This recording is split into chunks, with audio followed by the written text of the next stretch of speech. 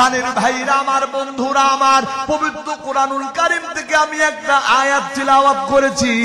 আমার আল্লাহ রাব্বুল আলামিন বলেন, আল্লাযী খালাকাল মাউতা ওয়াল হায়াতা লিয়াবলুয়াকুম আইয়ুকুম আহসানু আমালা ওয়া হুয়াল আজিজুল গফুর।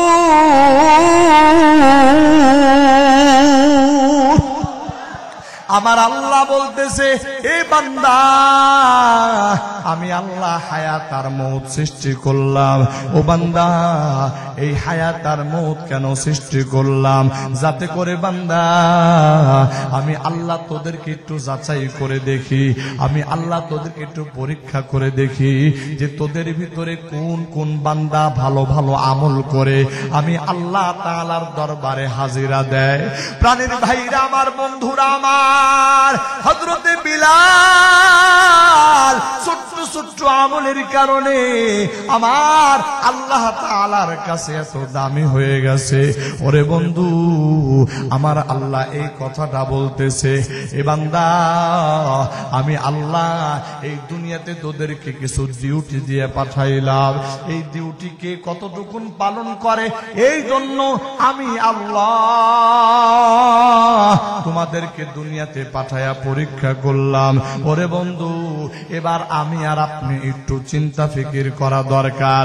আমার আল্লাহ আমাকে আপনাকে কোন ডিউটিটা দিয়ে পাঠাইলেন, আর আমি আর আপনি কোন কোন কাজের ভিতরে লিপ্ত আছি।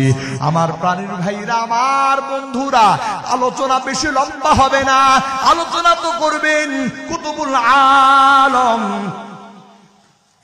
পীরে কামেল আল্লামা শাহ জমিরউদ্দিন রাহমাতুল্লাহি আলাইহির সুযোগ্য সাহেব জাতা আল্লামা মুফতি কুতুবউদ্দিন সাহেব দামাত বারাকাতুহুম। ওরে বন্ধু, হুজুর আসার আগে আমি কিছু সময় মাত্র একটু মুযাকারা করার জন্য আপনাদের সামনে বসেছি। আল্লাহর বান্দা, এবার আমার আপনার জীবনের হিসাব নিয়ে একটু বসা দরকার। প্রাণের ভাইরা আমার, বন্ধুরা আমার, এই হিসাব নিকাশ নিয়া এই জন্য বসা দরকার। আমার আল্লাহ 60 বছর, 70 বছর, 100 বছর হায়াত আমার আল্লাহ দান করেছে। এরপরে আমি আর আপনি কবরের বাসিন্দা হয়ে যাব। ওরে বন্ধু, ওখান থেকে আমার আল্লাহ আল্লাহর দরবারে হাজির করবে। এই কথা আমার আল্লাহ পবিত্র কোরআনে বলেন, মিনহা খালাকনাকুম ওয়া ফিহা নুঈদুকুম ওয়া মিনহা নুখরিজুকুম তারাতান উখরা। আমার প্রাণের ভাইরা, এই যে আয়াত বললাম, এটা আমরা দোয়া পড়ি যখন কোনো মানুষকে কবরে রাখা হয়। ওই মানুষের কবরে যখন আমরা মাটি দেই, ওই সময় এই দোয়াটা পড়ি। আপনারা পড়েন কিনা? আমার প্রাণের ভাইরা আমার, বন্ধুরা, এই দোয়ার ভিতরে আমার আল্লাহ আমার আপনার জন্য কি কি সবক দিতেছে রে ভাই। আমার আল্লাহ এই কথাটা দুনিয়ার মানুষকে বোঝাইতেছে, দুনিয়ার মানুষ শোনো, আমি আল্লাহ তোমাদেরকে মাটি থেকে সৃষ্টি করেছি, অফিহা নুঈদুকুম, আবারও আমি আল্লাহ তোমাদেরকে এই মাটির ভিতরে নিয়ে যাব। ওরে আল্লাহর বান্দা, ওই মাটির ভিতরে পচে গলে তুমি একেবারে একাকার হয়ে মিশে যাইবা। এরপরে আমার আল্লাহ বলতেছেন, ওয়া মিনহা নুখরিজুকুম তারাতান উখরা। আমার আল্লাহ বলতেছে, এরপরে আমি আল্লাহ আবার তোমাকে ওই মাটি থেকে জিন্দা করে আমি আল্লাহ আমার আদালতে হাজির করব। প্রাণের ভাইরা আমার, বন্ধুরা আমার, এই জায়গার ভিতরেই তো ভয় রে ভাই। আজ আমি আপনাদের মাঝে এসেছি, আর জীবনে কোনোদিন আপনাদের মাঝে আসবো কিনা জানি না। অতীতে কোনোদিন দেখা হয় নাই, আজকে দেখা হলো, পরবর্তীতে আর দেখা হওয়ার সুযোগ হবে কিনা কিন্তু দিলের দরদ নিয়া, মোহাব্বত নিয়া, ভালোবাসা নিয়া এই কথাটুকুন শোনাইতে চাই রে বন্ধু। মানুষ মরে যাওয়ার পর যদি মাটির সাথে মিলেমিশে একাকার হয়ে শেষ হয়ে যাইতো, আর কোনদিন ওখান থেকে যদি উঠানো না হইতো, তাহলে তো কোনো চিন্তার কারণ ছিল না, কোনো টেনশনের কারণ ছিল না, কোনো ভাবনা ছিল না। কিন্তু ভাবনা জাগে ওই জায়গায়। আমার আল্লাহ বলতেছে, বান্দা ওখান থেকে আমি আল্লাহ উঠাবো, আমি আল্লাহ আমার আদালতে কিবরিয়াতে তোমাকে দাঁড় করাবো। ও বান্দা, কেন ওই জায়গায় আমার আল্লাহ দাঁড় করাবে? আমার আপনার জীবনে এই দুনিয়াতে 50, 60, 100 বছর হায়াত আল্লাহ দান করেছে। এই হায়াতে জিন্দেগিতে আল্লাহর দেওয়ার ডিউটিটা আমি আপনি ঠিক মতো আদায় করেছে কিনা, এই ব্যাপারে আমার আল্লাহ আমাকে আপনাকে জিজ্ঞাসা করবে। আমার প্রাণের ভাইরা, আমার বন্ধুরা, এটাই তো বড় ভয় লাগে রে ভাই।